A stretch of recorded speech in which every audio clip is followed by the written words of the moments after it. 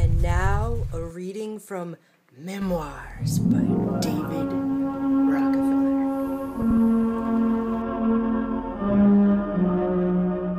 Actually, I can't read from it yet because I just... Behold his greatness. Look at that. He's like, I will not even look directly into the camera. I am too good for that. I will only let you profile me. Behold my tie. It is worth more than your children. I am glorious. Ugh. Okay. I came across this quote, and I know I'm late to the game as usual, but it's still sinking in for me, as I'm sure it did for many of you when you read it. Okay. This is from a section called Proud Internationalist, under the heading Populist Paranoia.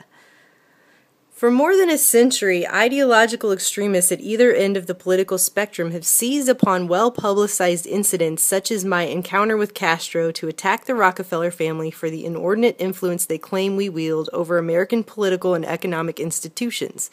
Some even believe we are part of a secret cabal working against the best interests of the United States, characterizing my family and me as, quote, internationalists, and of conspiring with others around the world to build a more integrated global political and economic structure. One world, if you will. If that's the charge, I stand guilty, and I am proud of it. And he's saying that as if it's a joke, or as if these people are crazy for thinking that, even though quite obviously that's entirely what's going on for multiple reasons. Actually, this is a quote from a book called Hell of a Town, The Story of New York City During World War II. Let's just read this for a second. This has to do with the $8.5 million that the Rockefeller family paid for the land that would become the United Nations headquarters. And it says the deal was completed on December 11th, 1946, reportedly at Zeckendorf's unofficial offices in the Monte Carlo nightclub. Zeckendorf was the guy who owned the land. When the architect Wallace Harrison, the planning director for the UN building, signed the final papers, he telephoned Nelson Rockefeller at his Rockefeller Center office with the news, and Rockefeller shouted into the phone, "Wally, that calls for a celebration. See if you can't bring back a bottle of champagne." Harrison went to a liquor store for something worthy of the occasion, and in his wallet he had the executed papers for the $8.5 million deal and two $1 bills for the champagne. So they bought the land the United Nations headquarters ended up being founded on. And then you've got this book here. This is the Rockefeller Panel Reports. And this was published, I think, in 59. This copy was 61. But there's all kinds of stuff about how the United Nations is our best hope for world peace. It's the best thing we've got. I'm just going to read a couple because the sections go on and on and on. But here's one. And this is actually in a section called The Growth of Community that has to do with the America's economy. And so before I read this, actually, let's go back to his quote again real quick. He says, some believe we're part of a secret cabal working against the best interests of the United States. And he's talking about how they want to build more integrated global political and economic structure. And then you've got these Rockefeller panel reports where they straight up say that the United Nations plays a vitally important role in the development of a functioning international system, the United Nations that they helped build. And then this whole thing talks about that. And over here it says, the UN stands finally as a symbol of the world order that will one day be built. So that was the whole plan for the United Nations, as a world order. And actually later in this book, they actually call it a new world order. I believe that's on page 72.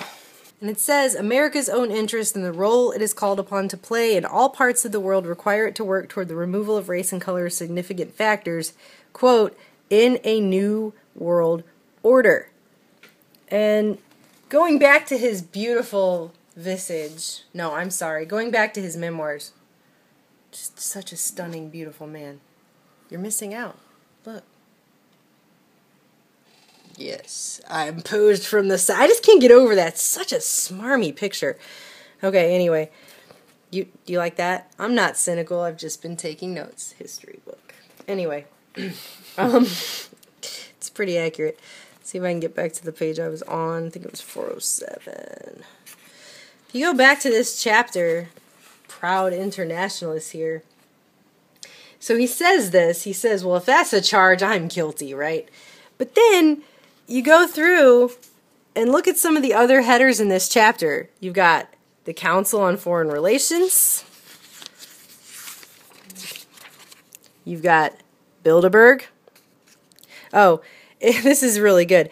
Underneath Bilderberg, it says, if the Council on Foreign Relations raises the hackles of conspiracy theorists, the Bilderberg meetings must induce apocalyptic visions of omnipotent international bankers plotting with unscrupulous government officials to impose cunning schemes on an ignorant and unsuspecting world. He says it like it's supposed to be a joke. That's actually what's going on. Anyway, you've got consorting with reactionaries.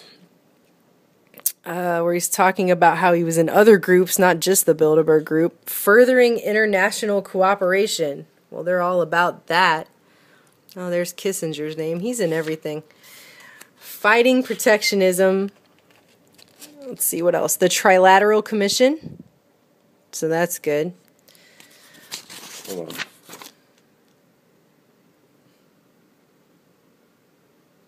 He founded that group, by the way. Go ahead. Didn't they found a lot, I mean, not Bilderberg, but didn't they found the Council on Foreign Relations too? Pretty much, yeah. Weren't they behind the League of Nations too? They're deeply involved in this whole 20th century deal. Like everything. What else? Do we have anything else in here? Yeah, I mean, if you just want to wonder if they're really involved in, quote, conspiracies on the international level, all you have to do is go to the admission after the smarmy paragraph you pointed out about Bilderberg, about how it gives people apocalyptic visions. Read about, well, is Bilderberg involved in insider trading? Are they involved in scheming? Do they plan things at their meetings? In 1976, Bilderberg faced a scandal that almost resulted in its collapse. In that year, in testimony before the Senate Foreign Relations Committee, it was alleged that Prince Bernhard, that's the founder of Bilderberg and the Prince of the Netherlands, Prince Bernhard had approached the Lockheed Corporation with an offer to use his position to influence the Dutch defense procurement policies in return for significant financial consideration. As the year wore on, the evidence against Bernhard accumulated, including indications he had met with intermediaries during Bilderberg events. The 1976 conference was canceled, and it appeared for a time that Bilderberg was finished. But Bilderberg's not involved in plotting anything. They're just there doing stuff. And here they are talking about the reactionaries and some Italian groups. But on the next page, where they talk about trade barriers and protectionism, they're talking about their role in GATT, the General Agreement on Tariffs and Trade. They're also involved in the World Trade Organization, NAFTA, you name it. Pretty much all these different agreements. After he makes this joke in this book, it's most of the way through the book, as you can see. But there's another chapter earlier on called Creating a Global Bank.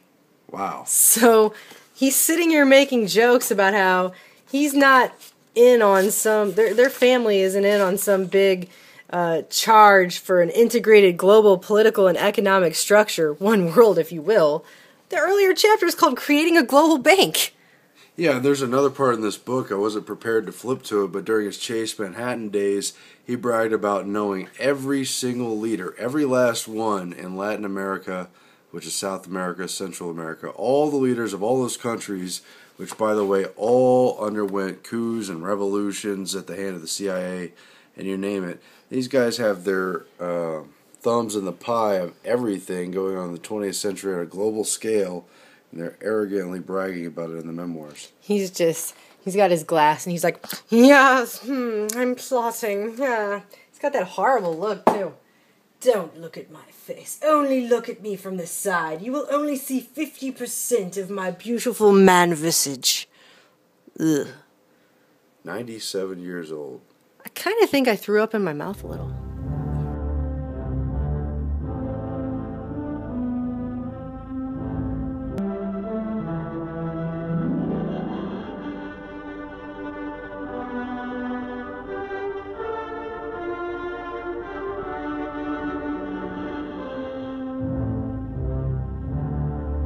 Yeah, I might want to brush my teeth.